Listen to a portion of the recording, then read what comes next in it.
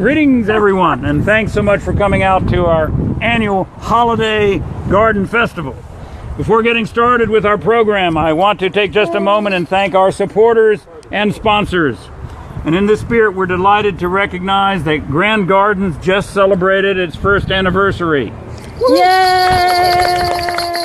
The gardens were established in the fall of 2015 with a formal inauguration on November 7th, and on that day we planted the loquat tree that's over there on that corner. Yum, yum. There were so many folks and organizations involved in getting the project going that the Grand Gardens really is an embodiment and an expression of a true community garden. That being said, the most important contributors to the establishment of the garden were Gary Gann and Stephen DeMatos, who donated the use of this property, this land on which we stand, to the Friendship Farms and Fair to develop a garden to both beautify the community and also to demonstrate that productive potential for any piece of land in this city is contingent only on the commitment of individuals to the project. And that's what we see here, and that's what we are doing here. Beautiful. Without Gary and Steve, there'd be no Grand Gardens. So we thank them for that. Yay, Gary and Steve. Yay, Gary and Steve. By the same token, without the city of Newport Richey and its forward-looking environmental committee, there would be no policy in place that allowed for a project like Grand Gardens to even begin. With the creation of an urban agriculture ordinance in February of 2013, Newport Richey took the initiative to establish policies allowing for the establishment of community gardens on private property in the city. Without this progressive policy, there would be no Grand Gardens. And so, on this special occasion, we thank Gary and Steve, and we again affirm recognition of the city of Newport Richey for making these Grand Gardens possible. We also commend the city for making possible the next step in its urban agriculture adventure, and that is the creation of yet a new ordinance recently approved that will allow any parcel, any residential property in the city to be used for urban agriculture. This is forward-looking and a trend-setting decision made by the city of Newport Richey in cooperation with the Environmental Committee. There are many other groups and individuals that were instrumental in the inauguration of the gardens and who stuck with it for the first year. And I just want to recognize a few of them. One is Travis Moorhead and the Nature Coast Real Food Project. Without Travis's inspirational leadership, this would not have happened. Also, Sylvia Spencer, who is standing right here with the Grand Garden shirts on, was with us from the very, very beginning, and her work has been instrumental as well. Deb Jimenez, who is there asking for donations for plants, tremendous help. Audrey Voss, who showed up, whose name I included on this, even though I haven't seen her for a couple of weeks, is here. So thank you, Audrey. We want to thank Ecology Florida and Friendship Farms and Fair. Dr. Roy Kaplan, who is right here with the Loquat Festival shirt on. Make sure you come to the Loquat Festival this year to hear Roy's poem, which he's still working on. April. From last year, April 8th. We also want to thank Rob Oman, Teresa and Andre Fields, Rose Moore and Jerry Cuss, East Madison Growers, Amelia and Rick Masita, who have a garden here but have been with us from the very, very beginning, and David McKittrick and the Freedom Expansion Home Healthcare, and many, many others. So thank you all to all of these people who have made this a genuine community garden. And so, today, we are giving thanks for all who have contributed to the garden and the new folks who have joined the project, even some who joined today. To tell us more about Grand Gardens, its history and its future, we have invited a number of folks to share a little bit about their involvement in the gardens and how urban agriculture in Newport Richey relates to their life work and their work in this community. To begin, I'm pleased to introduce Sylvia Spencer, the Grand Gardens facilitator. Sylvia. Well, here, the mic. Oh, I'm loud. Yeah. I can be loud. My journey with all of this started a year ago when I just happened to be at the middle school for my son's open house, where I met two of the most amazing men that I've ever known, and that is Travis and Dell, that had the idea for this community garden. So that's all she wrote for me. I have a passion for growing in my community. I'm from here. I was born and raised here, and it seems as though when we get older, we get a finer appreciation for where we live. And I'm so thankful to be a part of this and to be a part of the Habitat for Humanity Garden, which Jake, he'll be speaking shortly as well. Travis helped get me connected over there, and I am so happy to say, blessed to say, every morning my office entitles me to get in the dirt, to grow things, and to be outside with nature, and to work with some of the most incredible volunteers. Like Dell said, none of this would be possible if we didn't have people who said, you know, I may not know how to grow, but I really love this. I love the concept of my community coming together, and you actually learn a lot. I didn't formally go to college for any of this, but I've just always loved nature and growing things, and have learned so much from the people that I get to call my friends. And it's just being a part of this is something that I truly believe in, and I can actually see ahead. Usually I just saw in the day that I had, but seeing this growing habitat and really allowing us to bring good organic food to the community. We deserve that. It shouldn't cost so much to eat healthy as it, you know, as we all know it is now. You can go to any fast food corner at 24 hours a day and stuff yourself silly and get sick. But here you can come weekly Tasty Tuesday, or when we have our market here, our online market, you'll be able to get good organic food, vegetables, produce without, you know, paying an arm and a leg for it. So I'm very happy to be a part of this, to grow with this, and I hope that we can see many more of you out here dedicating your time to Habitat, to Grand Gardens, and the community. We're awesome people. So thank you all for coming. Thank you, Sylvia. Great. Next up. Yeah, I'm just going to say, next up will be Jake Petrus. I believe I'm saying it correct. Jake, I'm not saying it right at all, but Petrus will give you his correct name. He's the family director for the West Pasco Habitat for Humanity, who just recently have joined with the Friendship Farms and Fair and the Grand Gardens to help expand our work and to reach even more people. So I'm very pleased to introduce Jake to all of you. Thank you. Hi everybody, my name is Jake, not from the State Farm, but from West Pasco Habitat. They want the pronunciation, Jake. Okay, the pronunciation is Peterson, with like Peterson without the N at the end. As you can probably hear from my accent, I'm not quite from around here, although I'm starting to really love Florida. I'll tell you a little bit more about that in a moment. Just West Pasco Habitat, we're very privileged and honored to be part of the event here today, and the group, Dal, Travis, Sylvia, thank you very much for including us in all of this. It's great. At West Pasco Habitat, we build homes, affordable homes in partnership with families in the community and businesses and organizations. And as part of that, we believe that a home is not a proper home unless it has a garden that can sustain a family. And as you all probably know, it's not easy to teach people to run a garden and a vegetable garden, or to get people to be motivated. They want pizza growing in the garden. So that's what we're working on. And towards that end, we've got a garden at the back of our restore down Madison Avenue, corner of Madison Avenue and 54. We've got a great garden. Sylvia is the manager here, is also the manager there, and you're welcome to come there and come and dip your hands in the soil and enjoy some time in our garden. We're very happy to be associated with agricultural development, urban development here in Newport Richey, and we hope to see it grow and grow. Thank you. Just maybe as the last little note, I'm from Africa, and I used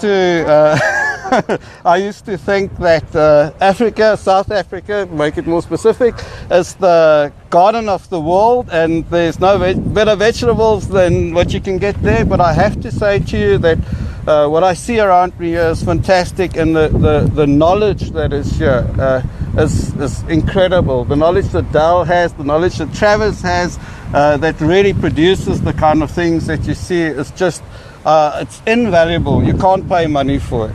Thank you. Thank you, Jake. Wonderful. Our next presenter will be Take those too. Eve Spang. Our next presenter will be Eve. Oh yeah, she's already a mic. Our next presenter is Eve Spangler It's working. from Bay Mulch, and she's going to tell us a little bit about the wonderful organic mulch and soil that is Absolutely. available to us here through Grand Gardens and to all of you through Grand Gardens in the future. I've been accused by my kids for as long as I can remember of overdressing for every occasion. So here we've gone all out. I am thrilled to see the rosemary, the basil, the squash. I've dug those sweet potatoes out with tooth and nail and helped harvest.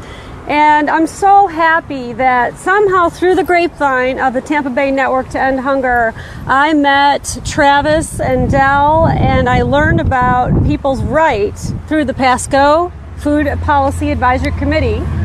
I learned about people's right to grow their own healthy food, whether it's in their front yard, backyard, balcony, roof. People have a right to grow their own food. And I was just so moved by that. And for the soil side of it, I'm happy to have you as an audience because there's some things about soil that you may have never known. Okay, organic soil is oftentimes just peat in a bag. And peat is mined out of the earth. And you gut the earth, and what you leave behind is a giant empty eye socket with nothing. You destroy the ecology by mining peat. Not you personally, but the people that sell it to you. And I'm amazed how many growers don't even really think about where peat is coming from. We have Florida peat north of here, and we have Canadian peat even further north, and it's not good for the environment. So 2.5 years ago, my company, Bay Mulch Incorporated Organics Recycling, started to collect food. And we realized that no matter how rotten food gets, it makes fantastic soil. It really does. And we came up with a formula using beneficial bacteria and fungi. It's the same thing you would find if you walk through Travis's forest and you scraped under a log and you held some fungi and you smell that fresh permaculture primitive forest smell. That's what our catalyst is. We add that to the food and these microbes eat the food. And what results is a chemical-free, 100% organic, USDA certified, EPA approved, Florida certified, nematode free of anything harmful. And this soil, our soil, is kind of a miracle. I mean, it really is a great growing medium, and it's made from recycled food that did not harm our earth. And I'm sad to report to you that there are certain cities in Florida that would like to burn all the food in an incinerator that they call a waste-to-energy plant. And that doesn't make any sense because food is very juicy. It's 86 to 94% water. So even pasta or coffee grounds or fruits, vegetables, cantaloupe trimmings, watermelon trimmings, rotten food that's inedible, it's 86 to 94% water. And so when you put it in an incinerator, it basically lowers the temperature and it generates 0 kilowatts of electricity. 0. So why would anyone want to burn food? Because they get paid on volume. And they made these crazy contracts 10 years ago and they think they should burn all the food. So I like to get a chance to tell more people about this crisis. And I'm so thrilled that the city of Newport Richey does not want to burn the food. They want to collect food, recycle it, compost it is the proper terminology. And using our method of composting, it's only about 8 weeks. It's an aerobic process. And the soil is special because it's alive. It's actually restoring the structure of the soil to be living again. And in a monoculture, which is a big farm where you're going to plant all the same crop and spray it with chemicals, you're actually killing all the microbes and the beneficial bacteria and fungi. You're you're killing the soil so that the company can sell you more fertilizer. Okay, so our soil has the nutrients that come from the food. So in our soil is nitrogen, potassium, calcium, magnesium, and we have an added ingredient. It's a hardwood dust, and that adds the carbon. And so together we have a good carbon to nitrogen ratio, and we have a very nutrient-rich soil where the plants are getting everything they need from that soil. And you can do a compost tea to further fertilize it after 2 or 3 growing cycles, but your first 1 or 2, you really don't need to add much other than water. And the soil drains well, retains moisture, and so it should require, we always try to warn everybody when we bring the soil. This is our soil behind me. And again, USDA certified organic, wonderful soil, and we'd love to produce it in New Port Richey right here at home in the city. And it requires about 50% as much water. So you really don't have to worry. And as if we had a drought tomorrow and all the sources of water dried up, all those microbes they'd go into hibernation. The second you water them, they come alive again. So I think nature is such a beautiful thing, because all we're doing is simulating nature. That's all we're doing. It's biomimicry. And my title at Bay Mulch is the Director of Marketing and Environmental Advocacy. And so I've been to Tallahassee a couple of times, and I'm just trying to explain this to the elected officials that really food should not be burned. And over 26 states, over half the states in the United States, 26 have food waste diversion bans and mandates against it. It definitely shouldn't be landfilled either, because it just creates methane and a big eyesore. If you've been down to Okeechobee, giant landfills. You shouldn't landfill food either. It's alive and it's beneficial to anything you want to plant. It's full of all the nutrients that were originally in the food are still in the soil if you use this aerobic composting method. So when I say aerobic, that means oxygen. So our soil is full of oxygen, and that's what plants need, and they need all those nutrients. And again, you can get the phosphate, magnesium, calcium, nitrogen, and carbon all from the soil that comes from recycled food. You don't need to pour chemicals all over your food, and you don't need to expose yourself to those chemicals when you're growing your own food. So I'm thrilled to be here and be on my soapbox and be able to tell you about some of these issues. There's still some controversy, but Pinellas County and Pasco have been extremely supportive of us recycling food and composting. So I want to applaud them. Pasco, Pinellas, and Polk, very supportive. Orange County, very supportive. Sarasota County, Manatee County, very supportive. Which one did I leave out? Correct. I didn't say it, you did. But you're right. So we have work to do. Anybody that lives there, see me after this, and I need allies. You have a bunch of them. Thanks, Eve. Thank you. Thank you for having me here. Well, thank you for the wonderful presentation, and of course that soil that we have over there is exactly what Eve is talking about. So we now have it in this community. It's available here at this garden and for others that want to use it in their home gardens as well. Next up, we have Mr. Travis Moorhead, who's been instrumental in this garden and so many of the other initiatives that are going on in this community, and he is the chair of the Food Policy Council for Pasco County. So it's my pleasure to introduce Travis. Thanks. I got this one. Now you got to hold one. I got to hold. So first off, I just want to thank you all for being here. Corey, if you could pan to the people that we have here.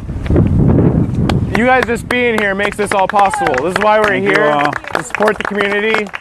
And we appreciate your attendance. We appreciate you being here to support us and what we're trying to give back and do for the community. As Dell introduced, I am the chair of Pasco County's Food Policy Advisory Council. We're attempting to also create a similar ordinance as the city of New Port Richey has in the county-wide level, so that people can have community gardens all throughout the county. Our mission is really to create a little resilient food system in Pasco County, period. Connect the urban areas with the rural areas and try to create a longer or stronger food network. I want to thank Dell. Dell is an instrumental part of all of this. He's been a huge mentor to me over the years, and I really appreciate his insight, his wisdom, moving slow and getting things accomplished effectively without rushing things. He's tremendous for this community. He's been working in this community for a long, long time, and thank you. We gotta ring the bells for Dell. Okay, all right. Bells for Dell. Seriously, he's so modest. Oh my gosh. It's a lot of bells for him. I also want to point out that Dell has taken on some additional responsibility at the university. He's instrumental in keeping his department existing. I have been kind of stepping away and taking on a project up in Brooksville where I'm creating a healing and retreat center to connect people with the land. We have horseback riding, we have cabins out in the woods so people can spend time in the woods and reconnect with nature. Kind of doing the other part of this really is to connect people with the environment and with nature. Get the technology away. There's no internet available out there. Just really connect people back with nature and back with themselves. We have a number of different retreats and things that we do to help facilitate that. One of which we have a yoga retreat coming up in January. Now that brings me to Sylvia. So with Dell having to step away, with me having to step away, we've had to find someone to really take both of our efforts, really. We're both still involved, but without Sylvia, none of this would be able to be possible. We wouldn't be able to have this garden, we wouldn't have this meeting here today. The Habitat Garden, there was talks of it just kind of, going away, where they were talking about even selling it off and actually making apartments there at one point, I heard Cobus say. Not that they wanted to do that, but they needed somebody that could facilitate the garden and the level at which Sylvia can. And then Sylvia's been able to do that. Her seedlings, I was commenting earlier today, look as good as Dell's seedlings, and Dell's been doing this for how long? Your whole life? Yeah. Going on 60 years, Travis. Totally enjoy you. I rang the bells for Sylvia. Yeah, let's ring the bells for Sylvia. Thank you, Sylvia. Thank you, Sylvia. Yeah. So I have an exciting announcement to make today. So we actually have the camera here today because I wasn't willing to do this over the podcast, and I needed to save it for this meeting. So we're going to be creating an online market. We're going to be working with local gardeners in the area and the community, in addition to this garden and also the garden at Habitat for Humanity, and we're going to have an online market. So what does that mean? So those who are familiar with that, there was a concept that happened a few years ago, but this is going to be a whole new example of that. So we have Friendship Farm and Fair and Habitat for Humanity, two large nonprofits that are going to help have this under their umbrella in order to facilitate this. We have Ann Short, who's... Let's bring Ann up. Come on up, Ann. Yeah. So Ann Short has run an online market before and was very successful at it. She's my dear friend, and she's volunteered her time to assist us in running this online market. So what that looks like is her being there every Saturday. So how this will work is you'll have your whole week to be able to go onto the website up till Thursday to put in your order of what produce you want. You'll be able to see the list of all the local growers, what they have available. Eventually we'd like to expand on the market, but we'll start off with just fruits and vegetables. You'll be able to choose what items you'd like. You put them in a shopping cart just like you would online and confirm that this is what you want. On Saturday morning, the grower will actually drop it off at Habitat for Humanity, which will be our location. At the Habitat for Humanity, we'll have a refrigerator there, and Ann will be there ready to accept the delivery from the growers. And then you'll be able to go there to pick up your local produce. This is going to create a long, strokeable, resilient local food system. You don't have to go to Publix for your groceries. There might be some things that you can't get at the local farmer's market, and then maybe there's a Winn-Dixie right across the street. You can go there from Winn-Dixie if you'd like, if you weren't able to find the item. Long term, we plan to have farmers markets there, so we'll have a number of items that aren't available on market, or things that, in addition, if you want to stock up and decide you need some additional items. So we'll have a farmers market there on Saturday, as well as an online market. Ann will be instrumental in making that happen. Without her, we wouldn't be able to do this. So I really appreciate you, Ann. Thank you so much.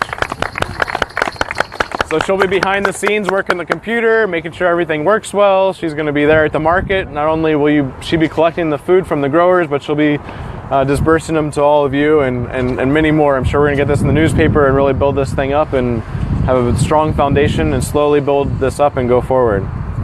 So I'm really excited about that. I'm really excited you're all here. And I think that's all I got. Thank you so much for your time. Great, Travis. Thank you. Very good. Thank you, Travis. May I introduce our last speaker? Oh, yeah, the last speaker. Yeah, the last speaker and the MC too. Thank you, Travis. Yeah, which is Dell Deschamps. Yeah, thank you very much. Thank you. I also want to acknowledge Bob Langford, who is here, City Council member in Newport Richey and Vice Mayor of the City of Newport Richey. We're honored by Bob's presence as well. We'd have loved to have seen some of the other dignitaries here, but you're covering for everyone, Bob, so thank you so much for that. I want to conclude just with a couple very brief remarks. First of all, again, saying thank you to everyone that has spoken today and everyone who has participated in making this project successful. I want to thank everyone who's here, who's come out today, and the many other people. We probably had twice as many folks that have come and now moved on to other activities this afternoon. That's tremendous. These kinds of projects, as Travis knows and some of the rest of you know, tend to be relatively precarious. They tend not to last very long. What's the usual life expectancy for a community garden? It's less than 5 years. Yeah. It's less than 5 years. Well, we've got 1 year under our belt.